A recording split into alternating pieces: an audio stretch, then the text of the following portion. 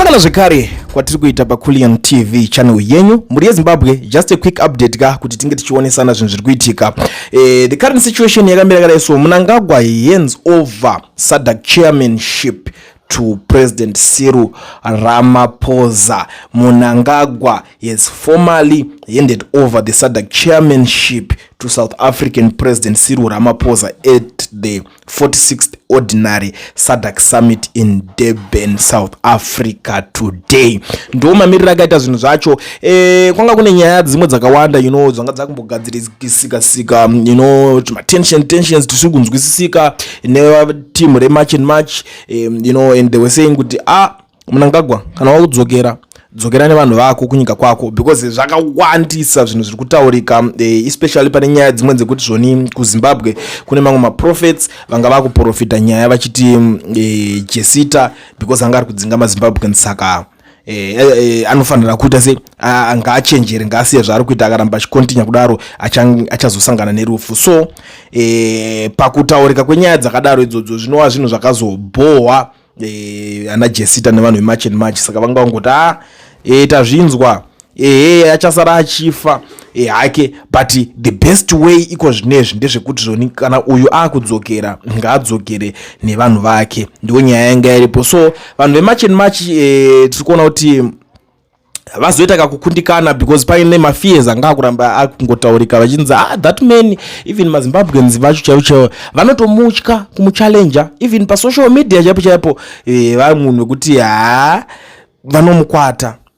Saka that is the reason yatanga kutaurwa nevanhu zvikanzi regedza tingosiyana naye, plus vanhu vematch and match vamwe vacho vanenge vakuenda kumabasa kabhozi kwaune nyaya dzadziri kutenderera kumatch and match futi camp ikoko pachinzi iwewe jesi wakatanga tiri kumacha pesa apo chiti tiri kuwana mabasa, but takuda kamabasa acho kuti tinge tichita se tichimawanawo, because tabvira kudhara tichingomacha tiri kuda mabasa, yowe basa rakadai, basa zvikazodiso zvikanzi basa racho ndo ratakuda kuchitsvaga, because nguva yareba tichingomachira zvinhu zvemabasa but zvisiri kuendeka. Kune ma-updates mamwe aripo muri Zimbabwe akakosha kuti anga achizikanwa achinzwisiswa nemi kuKariba uko ndanzwa kuti namba yashuta zvekare kusvika pa 84 vanhu vari kunzi vakafa iko zvinezvi. Zvimwe zvezvinhu zviri kurwadza zvekuti I don't know kuti tingaipedzawo sei. And kune imwe accusation yanga iripo iri kufamba ikunzi vakomana vakaenda kunoona Kariba uko, vakaenda nechihelicopter vakaspenda 1 million kungokwira chikopokopo kuenda kunoona situation iri kuKariba, but izvezvi in return vanhu vakafirwa vacho vari kunzi vari kupiwa $100 per head.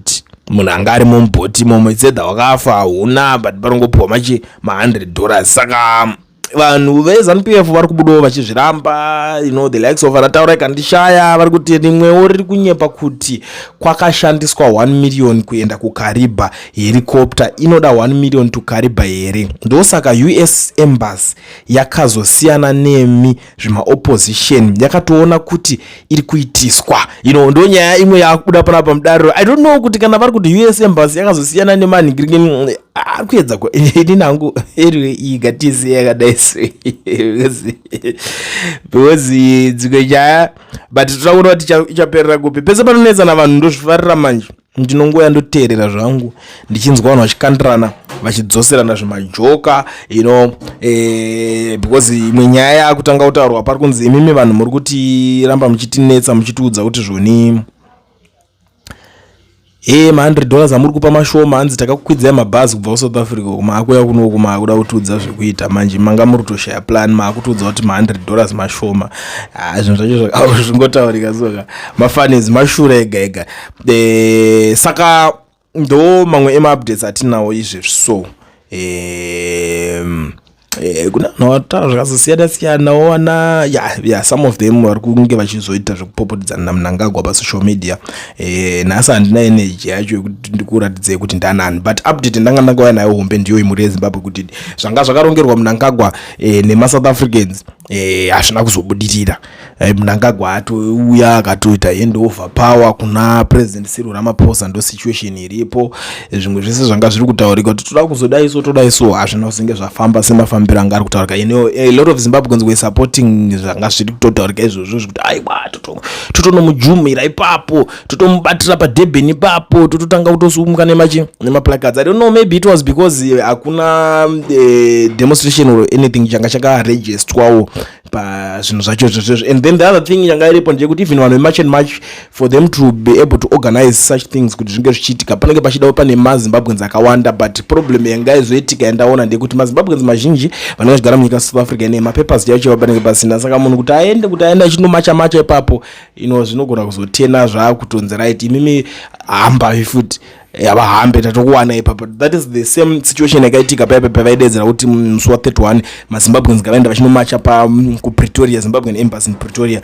Ndo mamwe maissues akanonetsa ipapo because people were afraid kuti okay, even vakaenda, imagine waenda usina bepo vosvika ubva wanzi right tapedza kumacha kanga tichimbovhetana 1-1 imimi wacho mune mapepere, they know. Saka people are afraid kuti vanokwanisa kunge vachingotrepwa nezvimwe zvinhu zvinenge zvisinganyatsonzwisisika. Saka hatiziyo kuti ichaperera kupi, kuchawira tsvimbo nedowe, tinenge tiriko kwese ikoko. Inini ndichange ndiripo ndichiripota, one day is one day. Tichinenge tiriko gore richaenda ziyambi kumusha nebhazi, tinenge tiripo pachaningirikena like malaba izvezvo. I am sure malaba anogona kunge akutodya zvimukuyu zvembeva izvezvo, I am sure.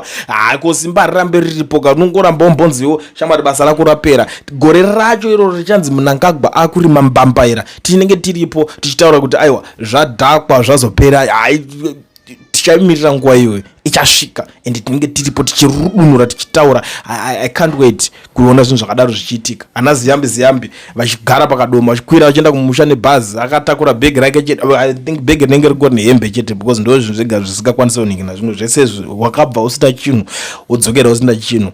I'm sure kuti ndo maitikira zvichange zvichazoita. Ndachinzwa imwe nyaya yanga ichinetsa anzi Gideon Gono ari kuita sei kutengesa mabuilding kudi it's something yekuti tiri kuda kumbodzifambira timbonzwa kuti Gono zvaita sei ko mabuildings amakakwaya nguva yekudonha kwemari muchingoprinda mapepa aya zveZimbabwe zvipere. Anyway, update ndiyo ndingatoswera chitaura panapa, but it's always good kuti tichingocheka kuti muri yeZimbabwe muri sei, ndo nyaya dzimwe dzinenge dzirimo mudariro. Ndisati ndaenda ndibvumidzewo kushandisa mukana uno kuzivisa maZimbabweans ese vari munyika yeSouth Africa ine vari kudawo kuregisterwa macompanies nekuvhurirwa maFNB business accounts vasina mawork permits kana mastard permits. Ndiri kuti mukana ndiwoyo. Batai company iyo inonzi Education Research inotungamirirwa naMukoma Owen. Saka tiri kuti no work permit no problem because Education Research is the solution. Ana Mukoma Owen vanokwanisa kukubatsira uri kwauri ikoko vari kwavari. Saka kana uchinge watoona nhamba idzo zvikureva kuti vari nationwide, as long as if you are in South Africa, even if you are outside South Africa, unokwanisa kungowa muSouth Africa wotoita madhira ako,